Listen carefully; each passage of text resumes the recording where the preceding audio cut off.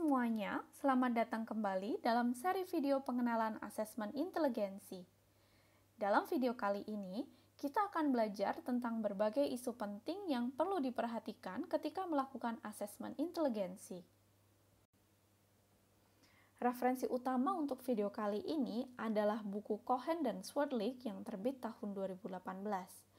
Judulnya, Intelligence and its Measurement in Psychological Testing and Assessment, An Introduction to Tests and Measurement. Terdapat 3 isu yang akan kita sorot. Yang pertama, terkait dengan isu budaya dalam pengukuran inteligensi. Isu kedua dikenal dengan The Flynn Effect, dan isu terakhir berkaitan dengan validitas konstruk dari tes inteligensi. Langsung aja yuk kita mulai. Beberapa penelitian mutakhir menemukan bahwa tes inteligensi cenderung merefleksikan budaya asal tes tersebut. Sebagai contoh, tes yang berasal dari Amerika Serikat cenderung memuat elemen budaya Amerika Serikat. Dengan kata lain, tes inteligensi memiliki cultural loading.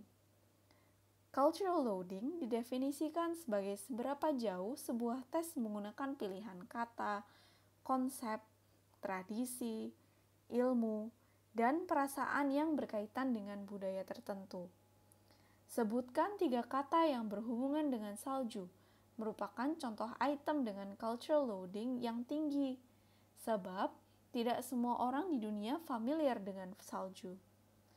Karena adanya cultural loading, nilai dari peserta tes bukan hanya merefleksikan tingkat inteligensinya, tetapi seberapa jauh integrasi seseorang dalam sistem masyarakat dan budayanya. Namun, anggota kelompok budaya minoritas atau budaya lain seringkali akan mendapatkan skor yang lebih rendah. Sebagai contoh, Black American, Hispanic, serta Native American cenderung memiliki nilai yang lebih rendah dalam tes inteligensi dibandingkan White American.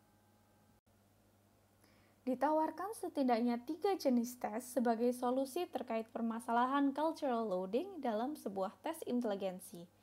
Mari kita pelajari satu persatu. Solusi pertama adalah membuat culture-free intelligence test.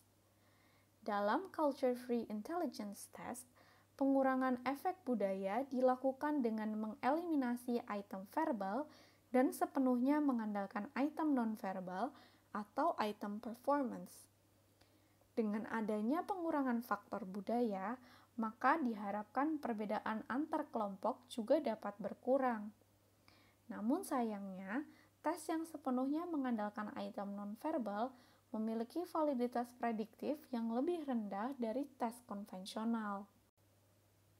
Solusi kedua adalah membuat culture fair test, yaitu tes yang bertujuan untuk mengurangi pengaruh budaya dengan cara mengevaluasi dan mengubah prosedur seperti administrasi, instruksi, item, respon, serta interpretasi tes. Culture Fair Test juga menggunakan task yang merefleksikan pengalaman, pengetahuan, dan kemampuan yang umum ditemui di semua budaya. Tabel berikut menampilkan beberapa cara yang dapat dilakukan untuk mengurangi cultural loading dalam Culture Fair Test. Antara lain, mengganti tes paper pencil menjadi tes berbasis performansi, mengganti instruksi tertulis menjadi instruksi oral, atau jika instruksi oral dirasa masih culturally loaded, dapat dijadikan instruksi pantomim. Kemudian juga menyediakan tes latihan, mengganti tes yang berbasis bacaan menjadi tes berbasis gambar, atau jika tes berbasis gambar dirasa masih perlu dikurangi bobot budayanya, bisa juga dijadikan tes abstrak figural. Kemudian meminta respon oral dan bukan tertulis, meminta jawaban langsung di lembar tes dan bukan lembar jawaban terpisah, mengganti tes yang bersifat bahasa menjadi non-bahasa, mengganti speed test menjadi power test, mengganti pertanyaan faktual menjadi pertanyaan berbasis penalaran abstrak, dan lain sebagainya. Nah, namun terlepas dari upayanya untuk membuat tes yang netral budaya, Culture Fair Test juga memiliki beberapa kelemahan, yakni validitas prediktifnya yang rendah, serta nilai kelompok minoritas yang tetap lebih rendah dibanding kelompok mayoritas.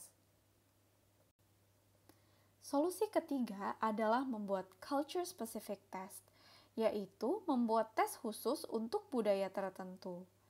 Dengan kata lain, itemnya juga disesuaikan secara kontekstual untuk orang dari budaya tersebut. Di layar Anda sebelah kiri, terdapat salah satu contoh item dari Culture Specific Test yang berjudul Black Intelligence Test of Cultural Homogeneity. Item pertama berbunyi, Hari Ibu berarti, kemudian pilihan jawabannya adalah A. Black Independence Day, B. Sebuah hari di mana ibu diberi penghormatan, C. Hari di mana bantuan pemerintah dikirim, dan D. Hari Minggu pertama di gereja. Barangkali bagi sebagian besar kita, jawaban yang paling tepat adalah B. Namun, bagi sebagian besar masyarakat Black American, Hari Ibu adalah hari di mana bantuan pemerintah itu diberikan.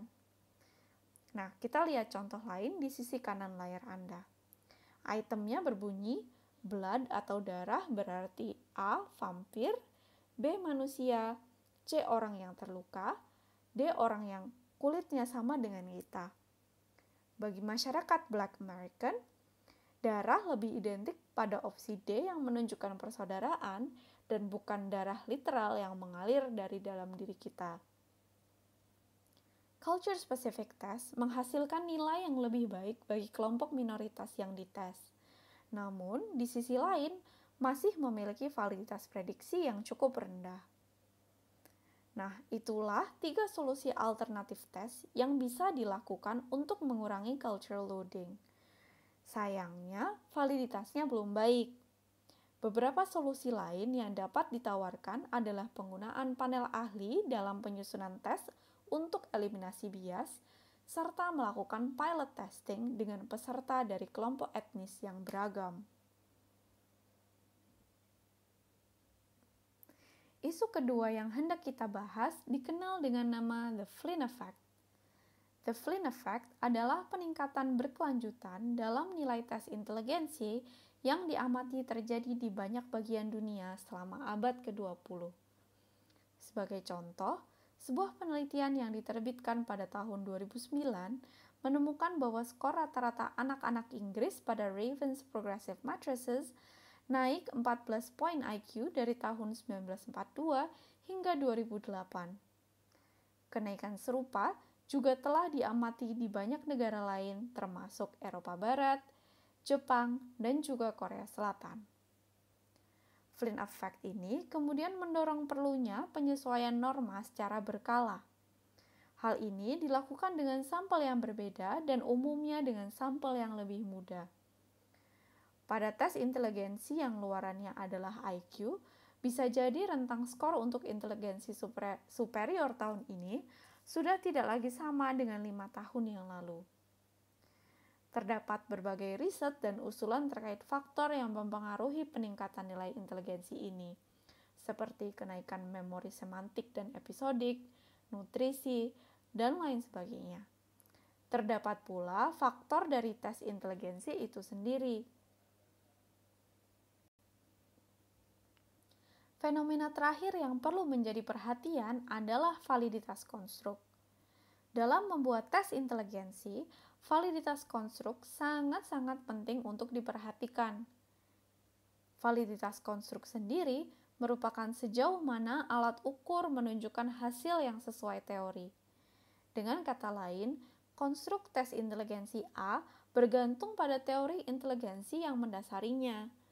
Ketika teori yang dipakai mengatakan bahwa inteligensi merupakan satu entitas atau tidak multiple intelligence, maka ketika hasil pengambilan data menggunakan alat tes A diolah menggunakan analisis faktor, seharusnya ditemukan satu faktor yang besar sesuai teori, bukan beberapa faktor. Jika ditemukan beberapa faktor, berarti validitas konstruknya rendah. Itulah 3 fenomena yang perlu kita perhatikan dalam mempelajari dan melakukan asesmen inteligensi. Terima kasih sudah menyimak ya. Sampai jumpa di video selanjutnya.